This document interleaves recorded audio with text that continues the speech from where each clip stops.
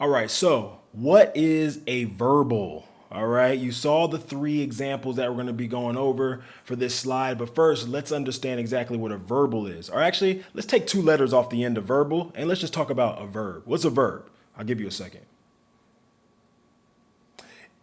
If you said it's an action word, you are absolutely correct, all right? A verb is an action word. Run, walk, sleep, text, talk, okay? All of these are verbs. Whenever your character or the subject of a sentence is doing something, whatever they are doing, that action is a verb, okay? A verbal, though, is a verb that acts as another part of speech. Now, remember, we've talked about parts of speech before. Parts of speech are nouns, adjectives, verbs, adverbs, okay?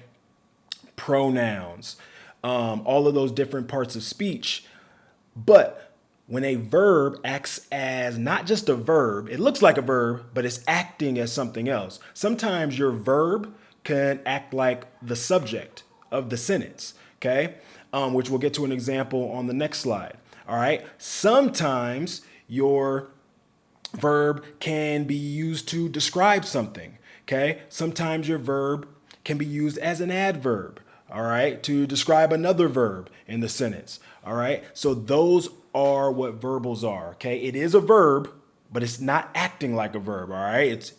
It's not acting like a verb at all. It's faking it. It's sitting there. It looks like a verb. It wants to be a verb, but it's acting like something else. Okay? It's either acting like the subject of the sentence, or it's acting like it's describing something in the sentence, or it's describing another verb.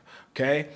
So we're going to look at those three different types of verbals. All right? Not verbs. They're going to look like verbs, but they're acting like something else. All right. That's what we're going to talk about today. And we're going to look at, so let's move on to the gerund verbal. All right.